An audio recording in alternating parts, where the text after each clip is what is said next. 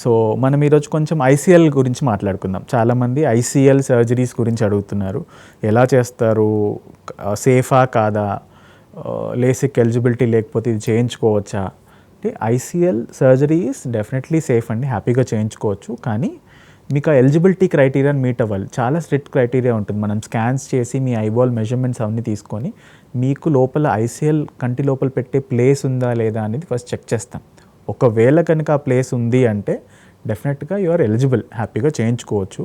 And coming to the technique and material, ఇది చాలా biocompatible material అంటాం. అంటే ఈ మెటీరియల్ అద్దంలాగా ఉండదు.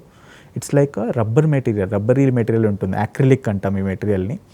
కొలామర్, ఇట్స్ బేసికలీ ఆ కొలామర్ మెటీరియల్. సో అది ఇలా ప్రెస్ చేసినప్పుడు స్క్వీజ్ అయిపోతుంది మెటీరియల్, చాలా సాఫ్ట్గా ఉంటుంది. It will not prick your eye, మీ ఐని పోక్ చేయడం అలాంటి సెన్సేషన్స్ ఏమి ఉండదు.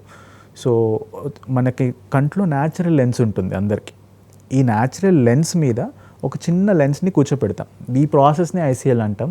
It hardly takes 5 to 6 minutes. Surgery మొత్తం అవ్వడానికి 5 నుంచి 6 నిమిషాల్లో పడుతుంది.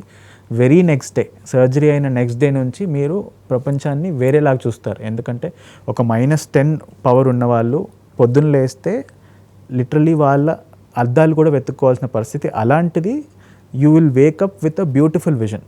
ఐసీఎల్ నెక్స్ట్ డేకే చాలా బ్రహ్మాండమైన విజన్ ఉంటుంది మీకు.